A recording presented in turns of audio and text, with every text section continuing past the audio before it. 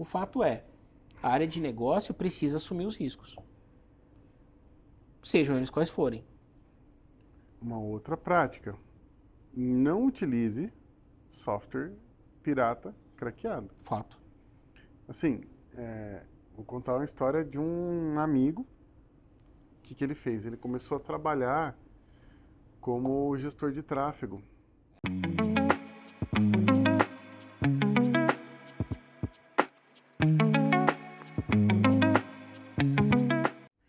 Fala pessoal, mais um podcast Tem Ninja começando e dessa vez sou eu que estou começando, Thiago Fonseca, e esse é o Eduardo Norato, meu grande amigo, e a gente quer bater um papo hoje sobre conformidade, políticas. Podemos começar mais ou menos Sim, nesse ritmo assim? segurança, melhores práticas. Legal. Acho que dá para falar disso daí. Acho que a gente podia começar com a definição de melhores práticas, por mais que o termo já seja meio... Sim, O que é best practices, né? A Microsoft tem as best practices dela e eu acho que talvez todo fabricante deva ter algum conjunto de melhores práticas, né? sim. Como é que é isso? Como é que o fabricante chega nisso? Bom, as melhores práticas elas estão relacionadas àquilo que você tem que fazer dentro da ferramenta ou dentro do ambiente onde aquela ferramenta vai operar para que ele trabalhe de forma otimizada sem afetando o mínimo de coisas possíveis. Por exemplo, questão de serviços que trabalham em paralelo. Existem tipos de serviços que são conflitantes. Se você colocar serviços na mesma máquina, dependendo do que ela tiver, né, falando de um servidor, dependendo do que tiver que ser executado por aquele servidor, se tiver dois serviços, eles podem gerar um conflito. Então, as melhores práticas têm relação com isso, Tá. tem relação com, eu chamaria de fine tuning, aquela coisa de você alinhar o uso do ambiente para um melhor desempenho, uma otimização. Tá. Então, talvez a melhor prática seja assim. Para você obter o melhor desempenho disso que você está comprando ou contratando, use desse jeito. Né? Então, por exemplo, quando eu compro sei lá, uma máquina de café. Tô olhando a máquina de café ali, né? Então, quando eu compro uma máquina de café, vem lá no manual, lave com água e sabão neutro, né? É uma melhor prática, você não precisa usar sabão neutro, mas se você usar o sabão neutro, você vai evitar cheiro, gosto de sabão naquilo que você vai consumir depois no café, na cápsula e etc. Então a melhor prática é, você está comprando isso aqui, essa é a melhor forma de usar, digamos assim, certo? No caso de TI, o conjunto das melhores práticas, ele não leva em consideração só o produto, né? Ele leva em consideração o contexto. Se a gente for pensar numa melhor prática, sei lá, bem estrutural ou bem primária, seria: não coloque um IP público no seu domain controller. Essa é uma melhor prática. Sim. Né? E até soa meio óbvio, né? Porque, cara, o controlador de domínio, isso vai deixar ele exposto, né? Então, isso não vai ser... Vai ter risco. Então, isso não envolve necessariamente produto, porque o produto, o Windows em si, cara, IP público ou privado, para ele tá tudo certo. Sim. Só que é uma questão de segurança, então entra nas melhores práticas ali da Microsoft, por exemplo, né? Sim. E aí... No caso da Microsoft em específico, eles têm ainda aquela ferramenta que é chamada de Best Practices Analyzer, né? Que é uma ferramenta que você roda e aonde ele vai pontuar ali, isso aqui tá legal, isso aqui tá legal, e aí ele vai dizer, olha, não é legal você ter esse tipo de coisa dentro dessa... É isso aí. E o legal é que quando a gente fala, por exemplo, do ambiente Microsoft 365, tem um score também. Ele dá um score para o seu tenant. E ele diz para você, ó, o seu tenant está seguro, tá cumprindo bem. E ele te mostra também, ó, isso aqui você pode ajustar, isso aqui você pode ajustar. Então ele te dá a pontuação e ele fala, ó, na média das empresas ou dos tenants da sua região, do seu país, do mundo, né, onde é que você tá. Então você consegue se referenciar, isso é bem legal. E para quem tem um ambiente o servidor, né, on-premises lá, a ferramenta funciona ainda. Se só rodar lá que ela Sim. vai trazer resultado. Sim. Massa demais. E, assim, uma coisa que eu acho que é legal pontuar nisso é que a gente fala muito de Microsoft, né? Por a gente ter crescido nossa carreira nesse ambiente e tudo mais, Perfeito. mas existem nem todas existem as melhores práticas para todas as ferramentas do mercado, existem as melhores práticas que podem ser aplicadas por conceito em diversas áreas, em virtualização, quais são as melhores práticas, para Firewall, quais são as melhores práticas. Então, essa ideia das melhores práticas, ela está muito relacionada, né, para você saber quais são essas melhores práticas, entra de novo naquela parte que a gente sempre reafirma, que é de conhecer os princípios. Tá. Né? Então, qual que é a função de um firewall? A função de um firewall é proteger a rede interna da rede externa. Ele vai atuar como um moderador desse conteúdo, daquilo que entra e daquilo que sai. O firewall tem isso, a parede de fogo. Então, a gente pode dizer que é uma melhor prática que, para a entrada, só se libere aquilo que vai usar, né? vai utilizar. Então, por padrão, eu bloqueio tudo e libero só o que é necessário, Exatamente. Né? Então, naquilo que vai ficar exposto, prestar atenção.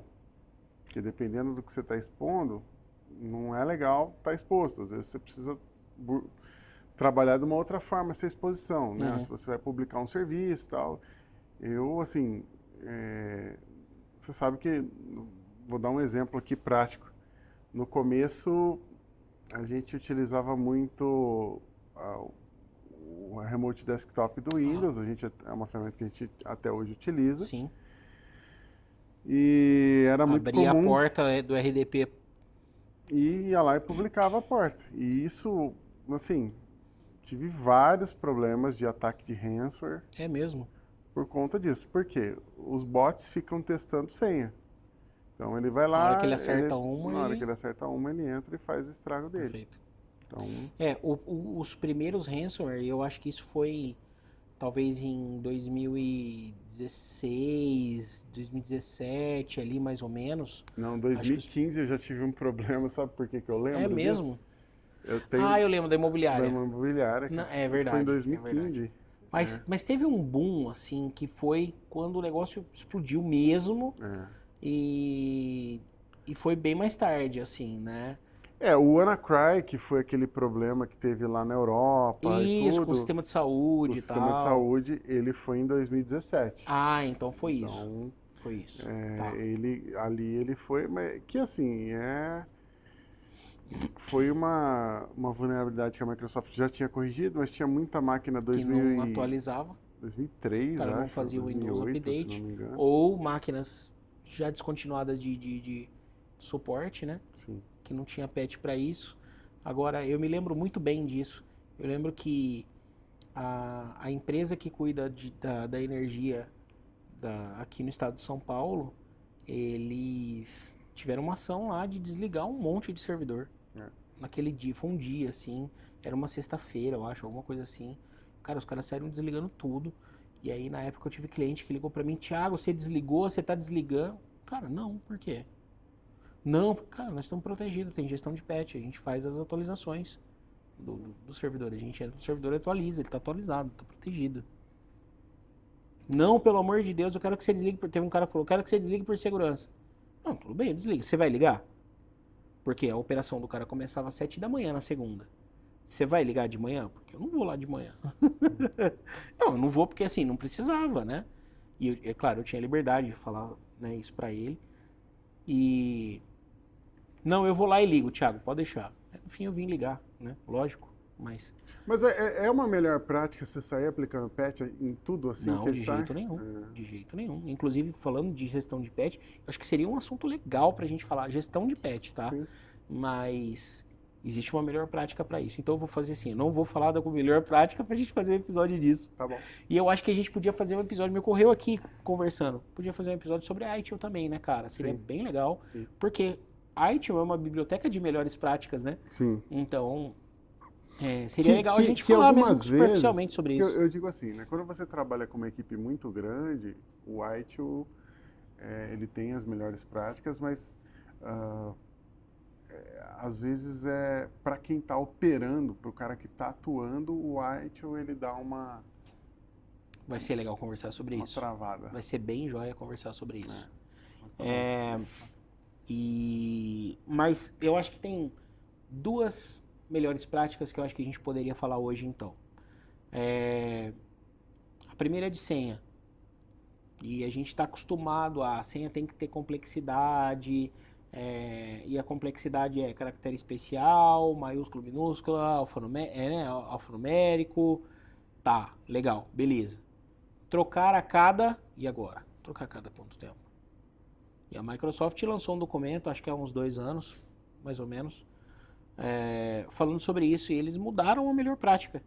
E trocar a senha já não faz mais parte. A mudança da senha já não faz mais parte do conjunto de melhores práticas da Microsoft. Porque você vai mudar senha para uma coisa, então sua senha é, sei lá, mudar @01, o cara vai mudar para mudar @02. Mudar @03, mudar @04. Cara, no fim do dia isso não vai ter eficiência para proteger contra um ataque, porque a hora que o cara estiver testando as senhas, do mudar @01 pro 001 ou pro 002 vai ser muito rápido. Eu diria que isso faz sentido para você aplicar isso para os serviços híbridos, né, para cloud e tudo mais. Mas para um ambiente interno, e aqui eu já uso o seguinte argumento. Tá? Inclusive eu falei isso num conteúdo, não me lembro se foi lá no Instagram, mas você tem alguns usuários que, embora as políticas da empresa proíbam você de compartilhar a sua senha, que ela é de uso pessoal e tudo mais, as pessoas fazem isso. O cara tá almoçando. É verdade. Cara, acessa a minha máquina aí, né? Acessa a minha máquina e ele passa a senha. É verdade. Então você imagina o seguinte, o usuário, o funcionário da empresa tá lá, ele pegou a senha do amigo para acessar. E aí, esse cara, semana que vem, ele foi desligado da empresa. E aí ele teve o acesso dele cortado. E aí, ele saiu, aí ele vai para o concorrente trabalhar depois de um tempo. E aí ele lembra da senha do amigo que não muda nunca. Então, aí eu já acho que é um problema. É isso aí. Por quê? Se ele tem um e-mail, né? Aquela senha, uma senha que ele usa para um e-mail, algum serviço que seja exposto na web, então isso pode ser um problema. Então, assim, talvez não seja uma melhor prática se a gente estiver falando de cloud e tudo mais. Uma das coisas que resolve isso também é o MFA, né? Que a autenticação multifatores. Era exatamente isso que eu ia falar.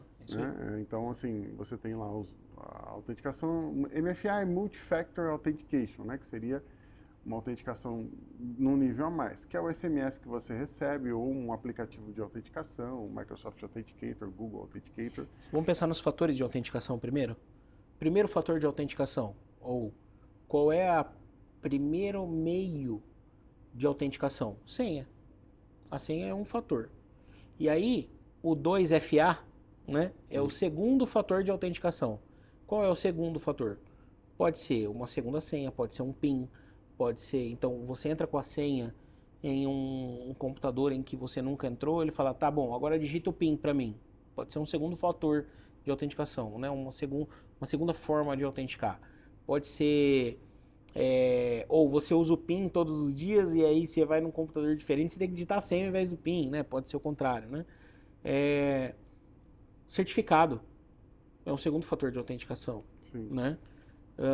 O token, que é o aplicativozinho, né? Microsoft Authenticator, Sim. Google Authenticator, é um outro fator de autenticação. Tem o token físico e tal. Perfeito, o token físico, bem observado.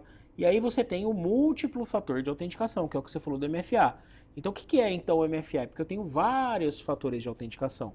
Eu posso autenticar com a senha, com PIN, com token, com digital, com SMS, com token via SMS, com token via aplicativo. Eu tenho também a senha de aplicativo, quando eu uso serviços em nuvem. Então, se tem um ambiente 365, cara, você não vai ficar entrando com a senha do token toda hora no seu Outlook. Então, você gera uma senha só para o Outlook, né? Então, e se essa senha for vazada, é mais fácil de você ir lá e trocar e tudo mais. Agora, vamos esquecer o ambiente nuvem, tá? Vamos pensar em ambiente on-premises mesmo. O servidor local na empresa, vamos pensar no ambiente simples, assim, de uma pequena e média empresa. Qual seria um segundo fator de autenticação, por exemplo, para uma senha do admin? O senha do administrador, cara, é a senha que faz tudo dentro do ambiente, né? Então, talvez um certificado possa ser um caminho. Sim. E que nem precisa ser... Cara, um certificado hoje custa quanto? R$100 por ano? Você tem um certificado? É ridículo de barato. Mas, mesmo que isso seja ainda um custo alto, dá para emitir um certificado usando a própria máquina, né? Ou usando uma outra máquina, emite o certificado, usa ele lá para fazer o login. E já é uma forma de eu ter uma forma de autenticação que, por mais que o cara consiga descobrir minha senha, ele não vai conseguir entrar. E eu acho que esse é o ponto. Uma melhor prática é você ter um segundo fator de autenticação, seja de qual for. E aí dá para ser criativo nisso, né? E achar os meios que se encaixam melhor para a realidade daquele cliente, daquela empresa onde você trabalha, né? Mas como administrador de redes, e aí eu acho que vale a pena fazer uma comparação, né? O técnico de informática com o administrador de redes. O técnico de informática é o cara que vai deixar a máquina pronta, funcional, e muitas vezes até sem senha, né? Abriu, ligou, né?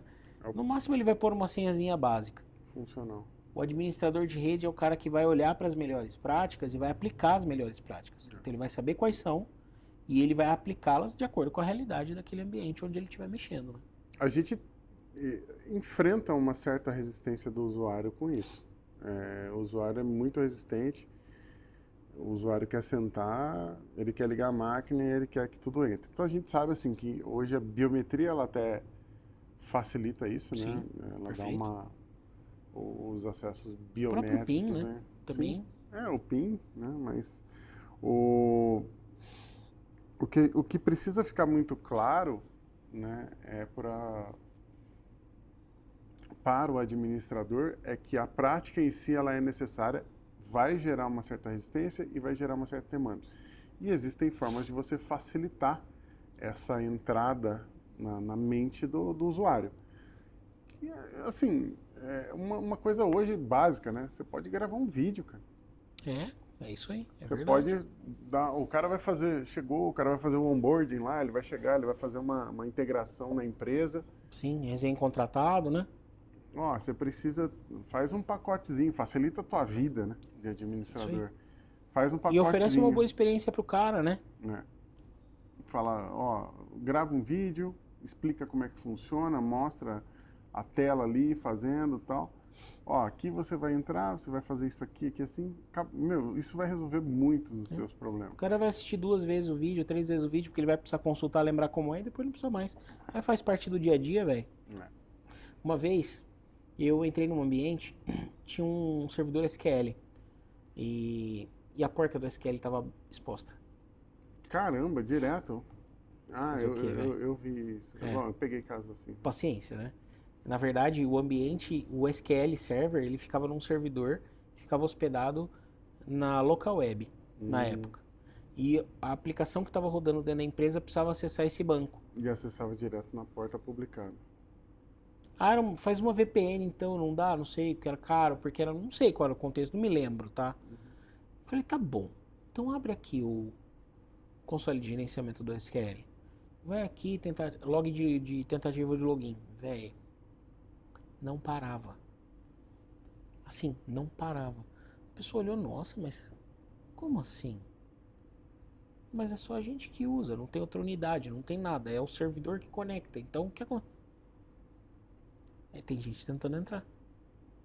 Mas era absurdo o número, não parava. E na verdade não é gente, né? São robôs, né? É isso aí. Eram os robôs tentando atacar. Sim. Então... Ela pode ter um DOS, né? Ela pode ter um problema com negação de serviço. É verdade. DOS é Denial of Service. Então seria tem tantos requests daquele... A porta está exposta. Está tendo tanta tentativa que isso se chama ataque de força bruta, né? O robô fica testando senhas ali. E ele não tem limite, como ele pode testar, ele fica dia e noite ali testando, ele testa uma lista de usuários com uma lista de senhas aleatórias, até uma hora ele descobrir a tua senha. E isso, uma vez que ele descobrir, ele vai comprometer o seu banco, né? Porque geralmente o usuário que vai entrar vai ter algum privilégio ali para fazer as alterações. Sim. Então, além do problema de desempenho relacionado à publicação dessa porta, né, que ela está, as múltiplas tentativas ali, está ocupando banda, está ocupando... tem a questão da segurança que vai acontecer. É isso aí. Então, uma melhor prática, eu acho que é essa, você ter um segundo fator de autenticação. Tem uma outra questão, a gente está num período em que a gente fala muito sobre LGPD, mesmo a LGPD já tendo, sei lá, acho que 3 ou 4 anos, assim, né, já é velha já, assim. Uhum. Mas existe uma prática das pequenas e médias empresas de que o e-mail das pessoas tem a ver com a função dela. Então, sei lá, o cara do financeiro, o José Silva, o e-mail dele não é josé.silva@empresa.com, é financeiro@empresa.com. Porque qual que é a lógica por trás disso no raciocínio da empresa? Cara, a hora que o José sair, se ele sai, aí vem a Maria para trabalhar no lugar dele, cara, todo o histórico de e-mail, tá tudo no e-mail dele, aí tem que passar tudo para ela. Às vezes até a própria equipe de TI sugere isso para facilitar o trabalho. E isso pode ser um problema. Por quê? A legislação no Brasil, ela trata a caixa de correio do usuário como uma caixa individual, particular. Ah, Tiagão, mas é da empresa, porque @empresa.com Só que, por exemplo, o apartamento que eu moro é um apartamento alugado. Nem por isso o proprietário ele tem direito de ir lá abrir minha caixa de correio em correspondência, porque ela é particular. A caixa de correio na empresa, de acordo com a legislação do Brasil, é assim também. A CLT, por exemplo, previne de que a empresa acesse os e-mails da pessoa. Isso é um crime, de acordo com a CLT e de acordo com, acho que, o Código Civil também. Como eu sou nenhum jurista, eu não tenho condição de discorrer muito sobre isso. Mas o fato é que a caixa de correio do cara é do cara. Então, ali é um espaço para o cara falar do salário dele, para o cara receber talvez uma advertência da empresa formalizada, para ele receber uma promoção da empresa, né, um olerite, assinar férias e coisas do gênero. Ali é dele. Outra pessoa que tem acesso é um crime, pelo menos do ponto de vista teórico. E aí, o que acontece? A LGPD ela veio para cobrir isso e para proteger ainda mais, para fortalecer isso. Então, hoje, se o cara foge a essa regra ou se o cara quebra essa regra, ele é penalizado com mais força do que já seria anteriormente. Tá bom, Tiagão, e agora qual é a sugestão? A sugestão é que as empresas, qual é a boa prática, né? Que os e-mails individuais das pessoas sejam fulano.sobrenome@empresa.com. E aí, a Microsoft entra com uma solução muito interessante no Exchange, que são as caixas compartilhadas. Né? A caixa compartilhada é um baita de um negócio dentro do servidor Exchange. Por quê? Você pode ter o seu e-mail joão.silva@empresa.com e pode ter o e-mail financeiro@empresa.com. E aí as pessoas que são daquele departamento financeiro podem acessar aquela mesma caixa. Então elas podem ler mensagem, podem responder mensagem. Quando o cara lê, já marca como lido para todo mundo. Quando ele responde, está lá no enviados, para todo mundo ver que está no enviados. Então, o cara ele pode até divulgar, e eu costumo dizer, pôr no cartão de visita, né? Mas falo isso porque nós somos velhos, né? Na época do cartão de visita. Mas ele pode divulgar o e-mail financeiro, não tem problema. Ele não precisa divulgar o e-mail josé.silva. Mas ela é uma caixa compartilhada, onde, do ponto de vista legal, é uma caixa que mais pessoas podem ter acesso. E ele tem a caixa dele individual para ele tratar os assuntos do RH, para ele receber comunicações que são exclusivas para ele lá. O dia que ele sair, você pode apagar aquela caixa ou até manter ela guardada, mas ninguém tendo acesso e tudo continua como está numa caixa compartilhada. Por isso que uma melhor prática é importante. Porque quando você for avaliar qual vai ser o provedor que você vai usar para o seu serviço de e-mail, por exemplo, cara, ele atende às melhores práticas, né? Ele permite com que eu trate os meus e-mails e a mensageria de uma forma que esteja em conformidade com a regra do país onde eu tô, cara, esse daqui atende. E aí você toma uma decisão assertiva para o negócio. Você tem informação se existem, por exemplo, diretrizes internas, uma lei uma política de segurança da informação, onde o cara assina um documento que tem lá alguma coisa que possa sobrepor a isso, não? Sobrepor, não. Vou dar um exemplo, tá? O cara chega na empresa, ele tem que assinar um documento, que é uma lei de política de segurança, Perfeito. de confidencialidade e tudo mais. E lá tem um caso assim, aquilo que você faz, o ambiente da empresa, ele é auditado e aí, eventualmente, a gente pode acessar de Sim. forma livre. No contrato de trabalho, no caso da correspondência, tá? Da caixa de correio, especificamente, no contrato de trabalho, você tem que colocar lá, a sua caixa de correio é monitorada pelos nossos sistemas, pelas nossas equipes e etc. Então, você não pode usá-la para fins pessoais. Se usá-la, vai estar consentindo de que a gente vai ter acesso a essa informação agora ou no futuro. Então, dá para colocar isso no contrato de trabalho. Tá. É possível, é permitido, tá? Agora, tem a questão da política de TI, e eu acho que essa é uma outra melhor prática, né? Ter uma política de TI. Sim. Por quê? Por mais simples que ela seja, tem muita empresa que usa BYD, por exemplo, que traga seu próprio dispositivo, né? Bring your own device. Bring your own device. E tem muita empresa que faz isso. E aí fica uma preocupação. O cara tá com o computador pessoal dele, acessando uma pasta no servidor que tem dados da empresa. Esse cara ele pode copiar de repente arquivos para a máquina dele, ele pode até mesmo pegar uma ameaça na máquina dele. BYOD. BYOD, né? BYD é o do carro, né? BYOD. Então, o risco é grande, então esse dispositivo teoricamente deveria poder ser gerenciado pela empresa, ou seja, eu vou colocar o antivírus da empresa, se o cara tiver software craqueado, o antivírus vai pegar e vai deixar de funcionar.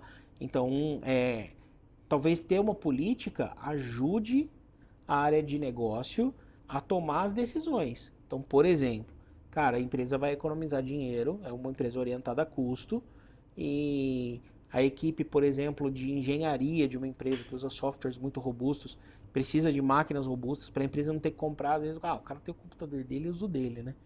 Então, quando o administrador da rede chega para a área de negócio, para o dono da empresa, para o gerente ou qualquer coisa assim, fala, olha só, legal, cara, só que estou pensando numa política de TI que restringir isso, não pode ter software craqueado, não pode acessar site de conteúdo adulto, não pode fazer tal coisa, não pode tal coisa.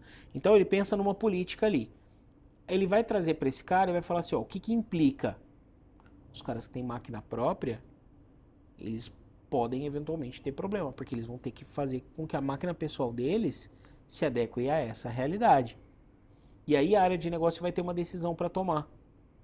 Eu vou obrigar minha equipe a entrar no meu modelo, ou eu vou passar a comprar equipamentos, ou eu não vou aprovar a política e vou tomar o risco. O fato é, a área de negócio precisa assumir os riscos, sejam eles quais forem.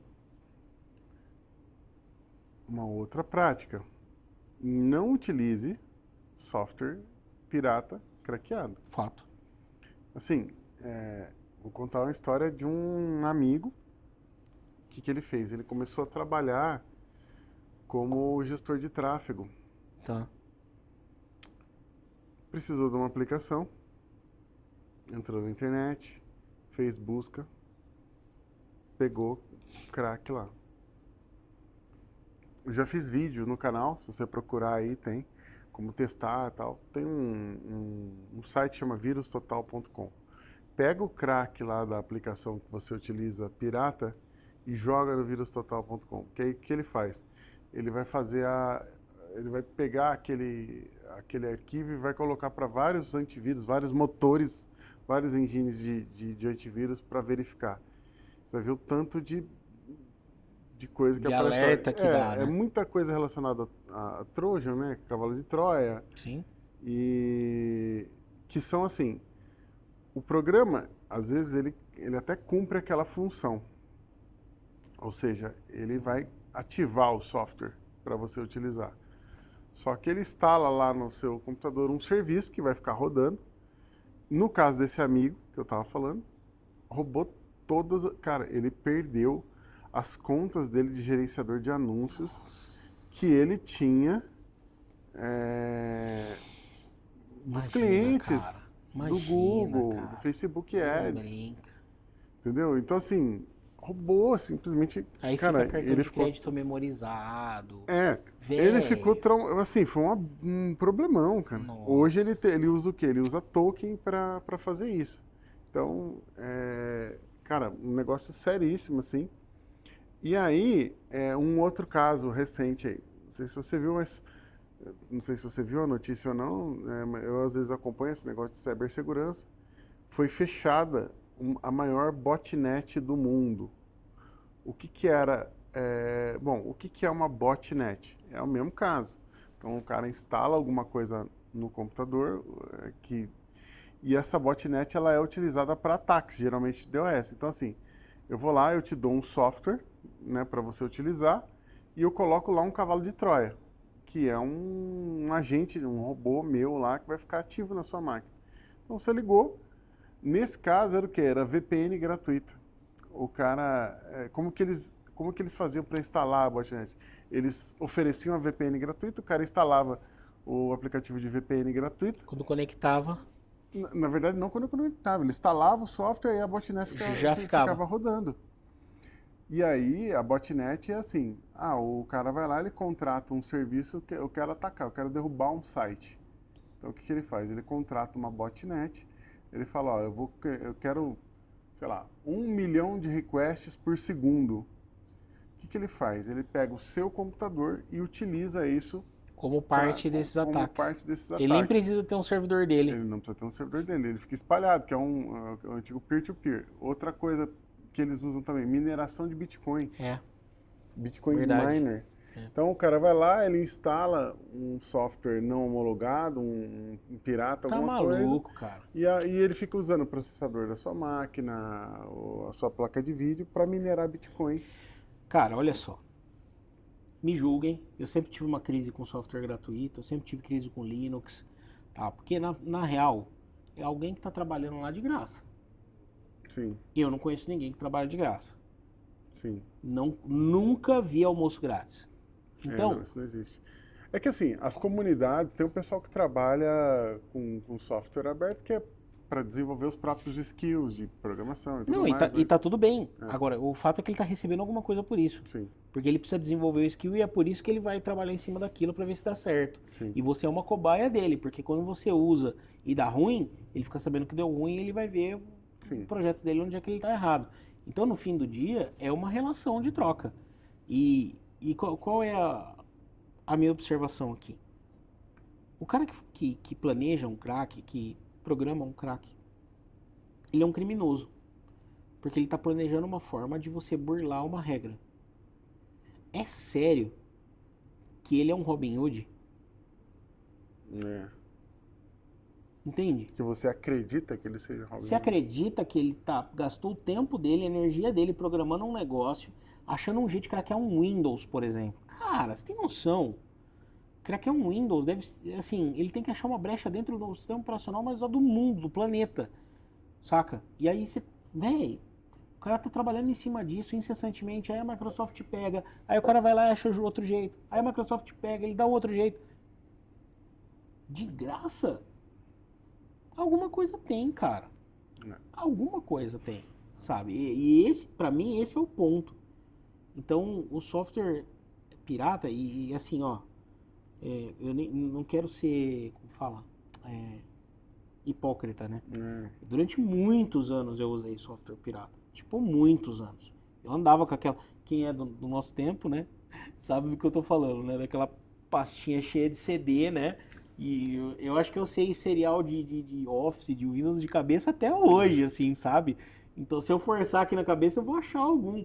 porque digitava-se muito, porque a gente fazia... Mas, cara, o Google não existia nessa época, pra você ter ideia.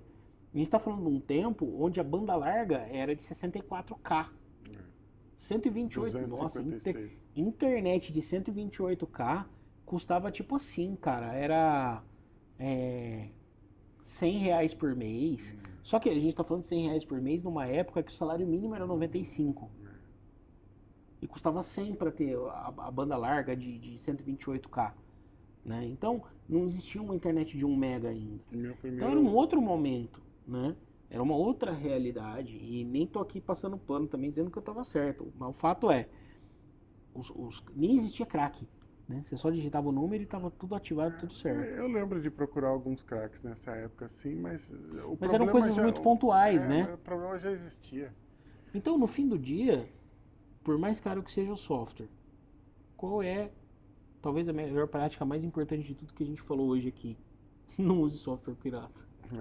Porque, na boa, isso vai custar caro. E vai custar mais caro do que comprar o software. No fim do dia vai acabar custando mais caro do que comprar o software. E eu te digo que, assim, às vezes é até na boa intenção. Sim. Eu trabalhei numa empresa de grande porte. Nas equipes, eu ficava ali na parte de suporte, nos times de suporte e tal.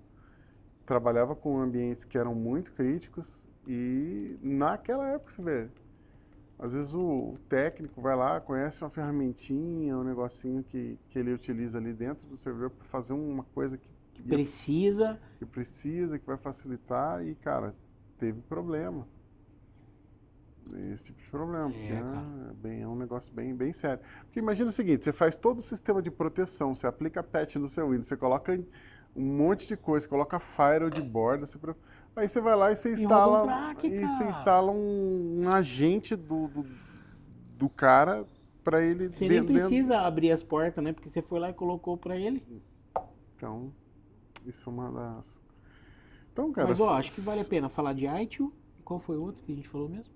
Você cantou a bola aí? A gente falou de ITIL e Patch Management. Ah, verdade, gerenciamento de patch. Boa. É isso aí. Esse é o nosso episódio. Espero que tenha servido para você. Espero que seja um papo legal para você se descontrair. Espero que isso transforme você. Esse é o nosso objetivo aqui. Isso aí. Boa. Valeu. Obrigado, pessoal.